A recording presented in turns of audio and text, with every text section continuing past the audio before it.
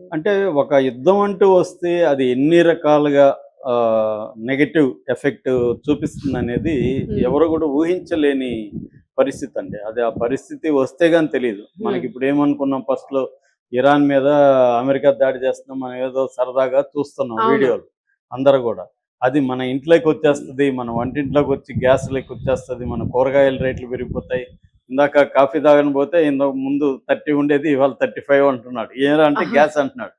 So, అలాగా ప్రతి ఒక్కరు ఇప్పుడు అన్ని రేట్లు పెరిగిపోయినాయి. కూరగాయల దగ్గర నుంచి అన్నీ. హ్మ్. ఆ యుద్ధం ఎఫెక్టు. అలాగే ఇప్పుడు మన ఆహ్, ఇది మన ట్రాన్స్‌పోర్ట్ రంగానికి కూడా వర్తిస్తది. ఆటోల దగ్గర నుంచి అందరూ గూడా రేట్లు పెంచాల్సిన పరిస్థితి వాళ్ళ మీద గూడా భారం పడింది. హ్మ్. ఇవాళ ఫ్లైట్స్ మీద ఆల్రెడీ భారం పెరిగింది. హ్మ్. మన ఇండియన్ ఫ్లైట్స్ మీద ఫస్టు పాకిస్తాన్‌తో యుద్ధం వల్ల చాలామంది పాకిస్తాన్ వ్యతిరేకులు చాలామందికి అర్థం కావాల్సిందేందంటే, హ్మ్. మనమేదో అది పాకిస్తాన్ చిన్న దేశం మనందరూ కలిసి అక్కడేదో చెప్పారు గదా! అందరూ తిరిగి అవునవును. అటు పోస్తే మునిగిపోతుందని. అవును. అవన్నీ ఏం జరగవు. చిన్న దేశాలు గూడా పెద్ద దేశాలని ఎదుర్కోగలవు. ఇవాళ పాకిస్తాన్ దగ్గర గూడా మన దానికి దగ్గర తగ్గ ఉన్నన్నే ఉండాయి. ఇంకా హ్మ్. 4 ఎక్కువే ఉంటాయి.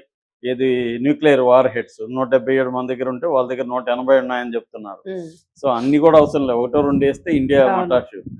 రెండవది దానివల్ల రకరకాల ఎఫెక్ట్‌లు. ఇప్పుడేమైందంటే పాకిస్తాన్ ఎయిర్ స్పేసు హ్మ్. 2025 మే నుంచి మూసేశారు.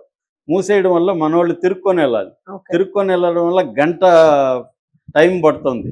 గంట సేపు ఎక్స్‌ట్రా టైం పడుతుంది. మన ఓకే. ఫ్లైట్‌లకంతా. ఇప్పుడు 2025 మే నుంచి. దాంతో ఫ్యూయల్ ఎక్కువవుతుంది గదా! అవును. ఫ్యూయల్ ఎక్కువయ్యడం వల్ల ఆల్రెడీ వాళ్ళ మీద బర్డెన్ పడుతుంది. ఆ బర్డెన్ మళ్ళీ కన్జ్యూమర్స్ మీద హ్మ్. వేస్తారు. ఇది ఆల్రెడీ మన ఆహ్, ఎయిర్ మన ఎయిర్ ఎయిర్‌బేస్. స్పేస్‌లో హ్మ్. లేకపోతే మన సివిల్ ఏవియేషన్ రంగం మీద బర్డెన్ ఆల్రెడీ ఉంది. హ్మ్. ఇప్పుడు ఈ యుద్ధం వల్ల ఏమైంది? బిగినింగ్‌లో ఫ్లైట్‌లన్నీ క్యాన్సిల్ అయిపోయినాయి. దానివల్ల మన ఏవియేషన్ రంగం బాగా దెబ్బతిన్నది. హ్మ్. ఇప్పుడు మెల్లమెల్లగా వదులుతున్నారు. కానీ ఇప్పుడు ఇంకొక పిడుగు పడింది. అదేంటంటే దుబాయ్ మన ఫ్లైట్‌లని బ్లాక్ చేసింది. ఓకే. దుబాయ్‌లో 2 ఇంటర్నేషనల్ ఎయిర్‌పోర్ట్‌లుంటాయి. ఒకటేమో డీఎక్స్‌పీ అంటారు. Dubai international airport. దాని పేరు డీఎక్స్‌పీ. రెండోదేమో డీడబ్ల్యూసీ. అది అల్ మక్తూమ్ ఇంటర్నేషనల్ ఎయిర్‌పోర్ట్. ఈ రెండిట్లో ఆహ్, ముఖ్యంగా దుబాయ్‌లో ఈ రెండిట్లో కలిపి సంవత్సరానికి 1,20,20,00,000 మంది ప్రయాణికులు వెళ్తుంటారు. హ్మ్. లార్జెస్ట్ ఎయిర్‌పోర్ట్ వరల్డ్‌లోనే హ్మ్. Dubai international airport. హ్మ్. దీనికి సంబంధించి మన ఫ్లైట్లు కూడా దాదాపు ఎయిర్ ఇండియా ఎక్స్‌ప్రెస్ ఈ 2 కలిసి 700 ఫ్లైట్లు అక్కడికెళ్తాయి హ్మ్.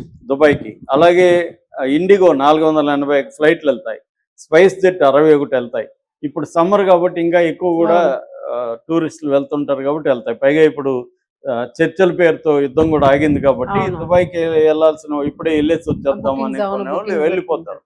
అలాంటి పరిస్థితుల్లో ఇప్పుడు దుబాయ్ ఒక పిడుగు లాంటి వార్త పెట్టింది. అందరికి ఈమెయిల్స్ పంపించింది. ఆ ఈమెయిల్స్‌లో ఏముందంటే రోజుకి ఒక ఫ్లైట్ మాత్రమే అలో చేస్తాం. ఓకే. ఎప్పటి నుంచి ఏప్రిల్ 20థ్ నుంచి హ్మ్. మే 31 వరకు ఈ డెడ్‌లైన్ పెట్టారు. ఈ డెడ్‌లైన్‌లో రోజుకి ఒక ఇన్‌బౌండ్, ఒక ఔట్‌బౌండ్ అంటే ఒక ఒక అవును. ఔటు. అంటే దాన్నేమంటారు రౌండ్ ట్రిప్. అవును. ఏదైనా ఒక ఫ్లైటే. ఒక ఫ్లైట్ ఎళ్తుంది. మళ్ళీ ఆ ఫ్లైటే వెనక్కొస్తది. వస్తుంది. ఓకే. రోజుకి ఒక ఫ్లైట్ అంటే 40 రోజులకి 40 ఫ్లైట్‌లు కూడా లేవు. అవును. ఇప్పుడు నేను చెప్పిన ప్రకారం ఒక్క ఎయిర్ ఇండియాకే 750 ఫ్లైట్‌లున్నాయి హ్మ్. నెలకి.